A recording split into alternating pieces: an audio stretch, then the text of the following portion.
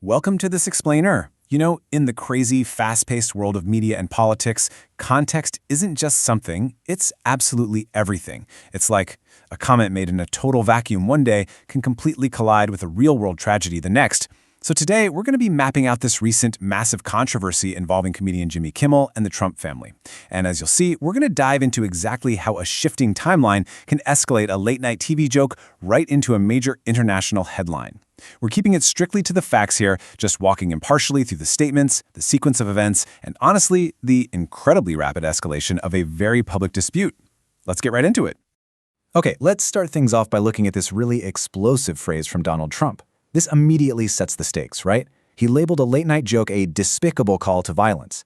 Now, that is some seriously strong language. I mean, it takes what you might normally brush off as just a dispute over poor taste or, offensive comedy, and it immediately elevates the whole thing into a serious conversation about physical safety and incitement. When a figure with the massive global platform of Donald Trump uses a phrase like this, it's a guarantee you're going to see international headlines. But to really understand why he used such intense terminology, we've got to go back. We need to trace this whole thing back to its absolute origin point. So what started it all? Well, the catalyst for this entire incident was a highly controversial joke made by U.S. comedian Jimmy Kimmel, which was directed at First Lady Melania Trump. The whole core of his routine centered on likening her to an expectant widow. Now, in the realm of late-night television, right, hosts are always pushing the envelope with political figures. That's kind of the gig. But this specific phrasing, actually bringing the concept of widowhood into a comedic punchline directed at a sitting or former First Lady, well, that was instantly recognized as incredibly provocative. But here's the thing. The words themselves, they're really only half the story. The other half, and honestly arguably the most vital piece of this giant puzzle, is exactly when those words were spoken. Right. So here's where the exact sequence of events becomes absolutely critical. The joke actually happened days before the real-world shooting at a dinner event that the former president was attending. So, just to be super clear here, the comedy routine didn't happen after the shooting. It happened before. But, when a real-world tragedy involving a firearm, and the president being right there, happens just days after a comedian jokes about his wife becoming a widow, well, the context of that comedy is drastically and permanently altered.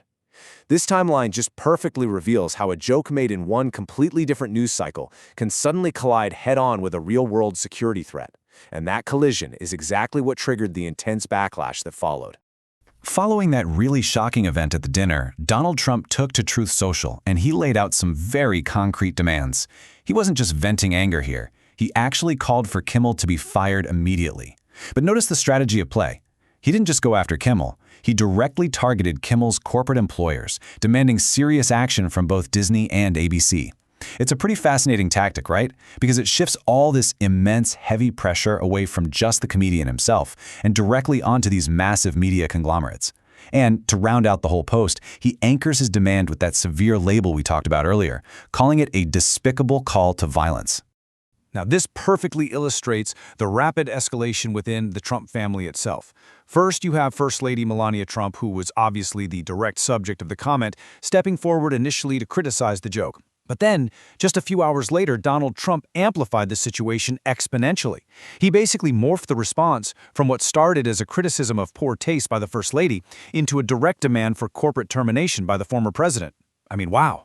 This incredibly rapid, hours-long escalation just goes to show you exactly how fast media narratives can blow up, especially when the timeline involves a real-world security scare. And that brings us to the most critical takeaway of this whole explainer. When real-world tragedies follow so closely behind media commentary, how does timing alter the consequences of a joke? Jimmy Kimmel's intent when he was writing that routine, well, that happened in a vacuum. But the public's reception of it, that happened right in the shadow of a shooting at a presidential dinner. It really forces us to step back and ask, can commentary actually be retroactively deemed a call to violence based entirely on unpredictable events that happened days later? And on top of that, how should media companies even respond when comedy and tragic reality collide like this? It's an incredibly complex dynamic, and honestly, it just proves that timing dictates absolutely everything. Thanks so much for joining me for this explainer. Keep questioning the context of everything you read, and I will see you in the next one.